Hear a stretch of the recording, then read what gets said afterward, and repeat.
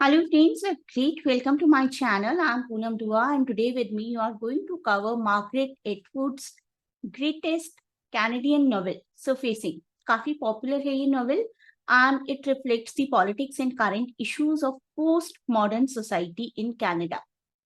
किस तरीके से ये नॉवल आपको हेल्प करेगा अपनी एग्जाम राइटिंग में ऐसे क्वेश्चंस में that you will come to know after watching this video. So let us proceed to the video now. Surfacing, novel by Canadian writer Margaret Atwood, 1972 it got published.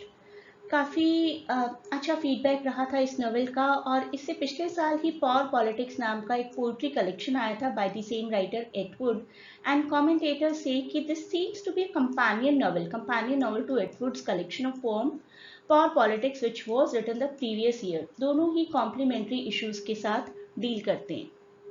Atwood जी के बारे में बात करेंगे. 1961 से आज तक उन्होंने बहुत सारा वर्क पब्लिश किया है. 18 books of poetry, 18 novels, 11 books of non fiction, 9 collections of short fiction, 8 children's book, 2 graphic novels and what not. Booker prize भी इन्हें मिला है 2000 और 2019 में. The Blind Assassin historical novel for 2000 and Testaments novel for 2019. At present 84. तो इन दो किताबों के नाम आप याद रख लीजिए अच्छे से, Blind Assassin and Testaments. On November 28, 2018, Atwood announced that she would publish The Testaments, a sequel to The Handmaid's Tale. Ironically, Handmaid's Tale सबसे ज़्यादा पॉपुलर है. The novel features 3 female narrators and takes place 15 years after the characters offered final scene in Handmaid's Tale. तो अगर आपसे किसी competitive exam में पूछा जाए Testament is the sequel of what या फिर रिवर्स हैंडमेड्स टेल का सीक्वल क्या है, तो this should be your answer. कुछ इंपॉर्टेंट वर्क्स के ईयर्स देख लीजिए. Handmaid's Tale 1985, Testaments 2019. इसके अलावा सरफेसिंग का ईयर याद रखना बहुत ज़रूरी है, 1972.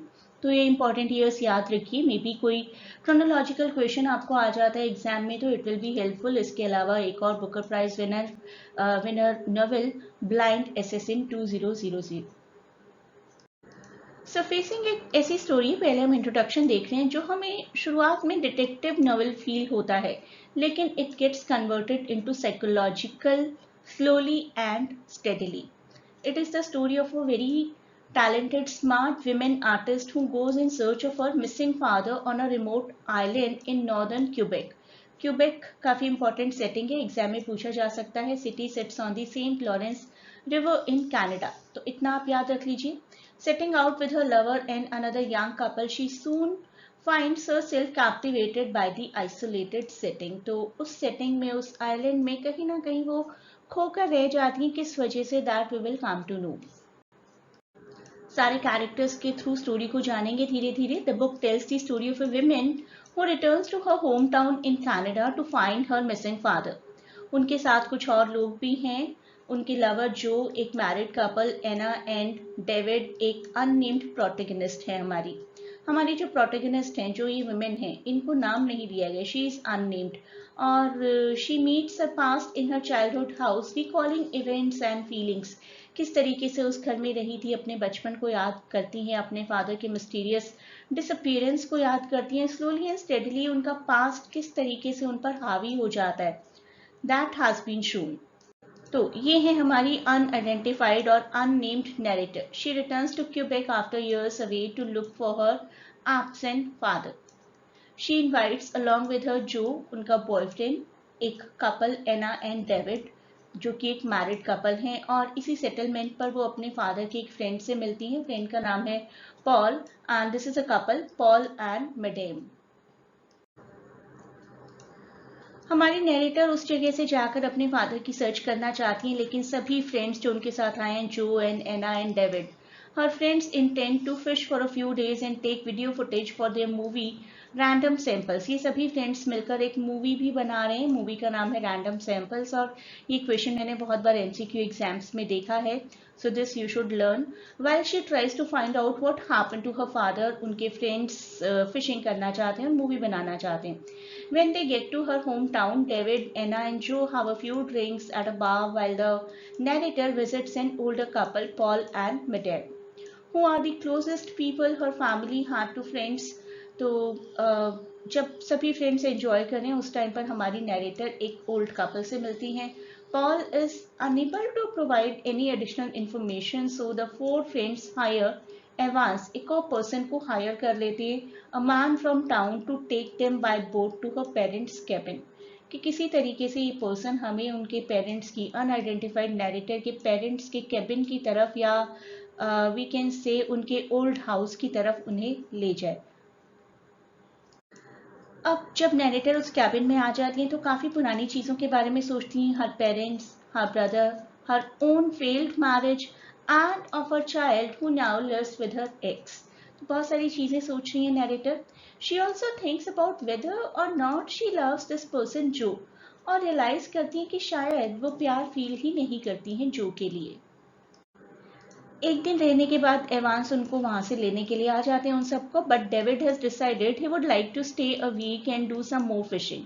डेविड को ऐसा लगता है कि नहीं, वो इस कैबिन में ही रहेंगे, उन्हें थोड़ी और फिशिंग करनी है, they are enjoying it and others go along with this plan. बाकी सबको भी ठीक लगता है ये plan. It makes the narrator uneasy to have them stay. हमारी नैरेटर थोड़ी सी अनकंफर्टेबल हैं। She thinks a father may be insane and still nearby. उनको अपने फादर को ढूंढना है, वो उनको ऐसा लग रहा है कि फादर कहीं ना कहीं आसपास ही है, maybe he has turn into some insane person. Staying gives the narrator an opportunity to look for clues to her father's disappearance. तो जब कैबिन में रुकती है तो उन्हें ऐसा लगता है कि ठीक है यार रुक जाती हूँ, शायद कोई क्लू मिल जाए फादर के वेयर अबाउट्स के बारे में। गार्डन में विजिट करती हैं, try to resolve some of her personal relationship issues.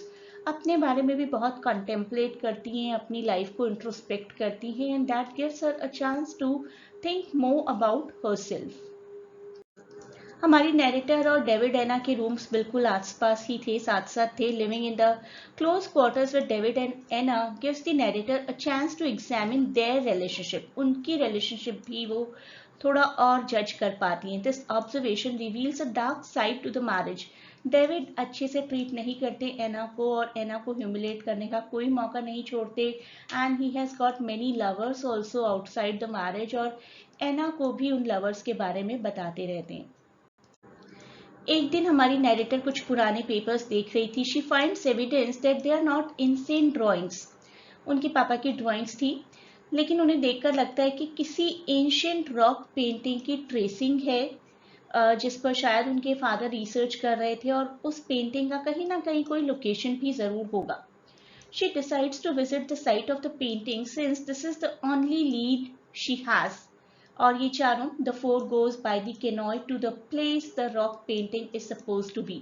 जो नैरेटर एना डेविड उस प्लेस पर जाते हैं एक बोट के थ्रू, जहां पर एक्सपेक्ट करते हैं वो कि पेंटिंग पाई जाएगी, लेकिन उन्हें नहीं मिलती वो painting. After this failure the narrator decides to check another possible location, and this new location is under water. वो उस नई लोकेशन की तरफ जो कि अंडर वाटर है वहां भी जाती हैं, डाइव डाउन करती हैं, looking for the rock painting, although वहां भी उन्हें वो नहीं मिलती। लेकिन she find something else, a suppressed memory. She realises her memory of giving birth was really a memory of having an abortion. थोड़े टाइम पहले वो याद कर रही थी कि शी हैड अ बेबी जो कि उनके एक्स के साथ रहते हैं, लेकिन अब वो रियलाइज करती हैं कि उनका बेबी नहीं हुआ, उनका अबॉर्शन हुआ था। Her husband was really just a man she had an affair with who convinced her to get the abortion. और ये पेनफुल फीलिंग्स और मेमोरीज जब सरफेस करती हैं, हमारी नैरेटर एक साइकोटिक डेल्यूजनल स्टेट में चली जाती हैं। अंडर वाटर जाकर भी ढूंढने की कोशिश करती हैं हमारी नैरेटर, लेकिन कुछ नहीं मिलता। और थोड़े दिनों बाद उन्हें न्यूज़ मिलती है कि एक फिशरमैन को उनके फादर की डेड बॉडी मिली है। उनकी खुद की स्टेट बहुत वर्सन हो जाती है। When it is time for them to leave the island she hides. तो ये चारों को अब आइलैंड छोड़कर जाना है, वो छुप जाती हैं। नैरेटर छुप जाती हैं, बाकी तीनों को वहां से जाना पड़ता है। Other must leave without her, and after they leave the narrator lives as an animal. एक एनिमल की तरह रहना शुरू कर देती हैं, sleeping in a lair outside and eating scavenged food. बिल्कुल मरे हुए जानवरों को फूड की तरह खाना शुरू कर देती हैं, जिस तरीके से एनिमल्स बिहेव करते हैं। एक तरीके की मेंटल डिसेबिलिटी उन पर हावी हो गई है। She feels that she can समॉन her parents back from the dead. अपने पेरेंट्स को वापस ला सकती हैं, बहुत डिल्यूजनल हो गई हैं. There are rules to obey and sacrifices to make in order to bring the parents to come back. तो उनको ऐसा लगता है कि कोई सेक्रीफाइसेस, कोई रिचुअल करेंगी या अपने आप को एनिमल्स की तरह ट्रीट करवाएंगी तो उनके पेरेंट्स वापस आ जाएंगे. She beliefs, falsely believes she is pregnant again with Joe's baby, जबकि ऐसा कुछ भी नहीं है. और उनको ऐसा लगता है कि that baby is a god and she hallucinates seeing her mother then her father. तो अपने मदर फादर को भी हेलुसिनेट करती हैं, इमेजिन करती हैं, अपने आप को प्रेग्नेंट इमेजिन करती हैं, अपने उस इमेजिनेटिव बेबी को गॉड की तरह ट्रीट करने लगती हैं. तो कम्प्लीटली एक डेल्यूजनल स्टेट में हमारी राइटर चली जाती है. जो नॉवल हमें शुरुआत में फील हो रहा था डिटेक्टिव है, that converts into psychological. Reality से बिल्कुल दूर हो चुकी हैं. She seems to be processing her grief over losing her parents and giving up a pregnancy. शायद ये दो ट्रॉमेटिकल इवेंट्स जो उनकी लाइफ में हुए थे, उन इवेंट्स ने इन्हें इंसेन कर दिया. Eventually, she emerges from the psychotic state somewhat healed from her pain. She looks in the mirror and sees she is just herself, a natural woman. अपने आप को जब एक दिन शीशे में देखती हैं तो पाती हैं कि वो तो एक नॉर्मल ह्यूमन बीइंग है. When Joe comes back to the island to look for her, she watches him from the woods and she realizes she trusts him and she might even come to love him. अपनी identity realise कर लेती हैं और ये भी realise करती हैं कि जो को वो अपनी लाइफ में एंट्री दे सकती हैं. अपनी नैरेटर के बारे में थोड़ा सा और जानते हैं. A women in 20s 30s. तो यहाँ पर आप नॉवल का स्ट्रक्चर जब आपसे पूछा जाए तब भी आप यही मेंशन कर सकते हैं कि हमारी राइटर ने एक नैरेटर हमें प्रोवाइड किए जो कि प्रोटैगनिस्ट है लेकिन अननेम्ड है. एक विमेन ऑफ 20s और 30s वी कैन से, जो कि फ्रीलांस आर्टिस्ट हैं, चिल्ड्रंस बुक इलस्ट्रेट करती हैं, काफ़ी गार्डेड हैं और काफ़ी आइसोलेटेड रहती हैं. शायद उस आइसोलेशन का ही असर है कि इंसेनिटी नज़र आती है हमें अपनी नैरेटर में इन दी एंड. और इस नॉवल में एक और इम्पैक्ट हमें दिया गया. शुरुआत में बड़ी स्ट्रॉन्ग सेंस बताई गई है हमें अपनी protagonist की, but as the novel progresses, we see that self for what it is, malformed, fragile lie, she ostensibly undergoes a journey to find her missing father. लेकिन वो जर्नी शायद उनकी खुद की जर्नी है, अपने आप को वो ढूंढ रही हैं instead of looking for her father. अब इस नॉवल की फाइनल स्ट्रक्चर देखते हैं.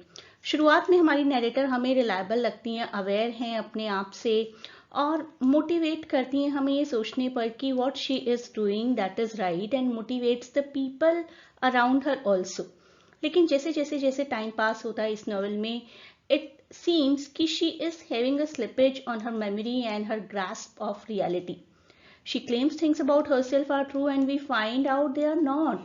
She becomes very paranoid, very insane about herself, about everything around herself. और अपने आप ही कुछ डिसीजंस ले लेती हैं. She decides her parents have messages and gifts for her and at the end of the novel हम कंप्लीटली इनसेन स्टेट में पाते हैं. She loses her grip on reality and becomes like an animal and she is not able to maintain a convincing narration of the rightness of what she is doing. तो हम अपने narrator को unreliable narrator कहेंगे.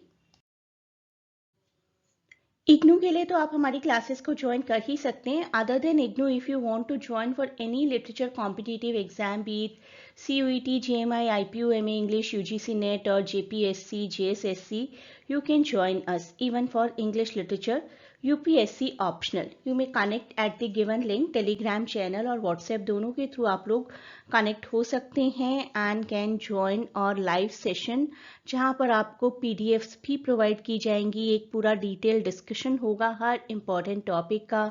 MCQ sessions होंगे. So you can join as per the given link. Thanks for watching. Best of luck for exams and please do not forget to share and subscribe to channel.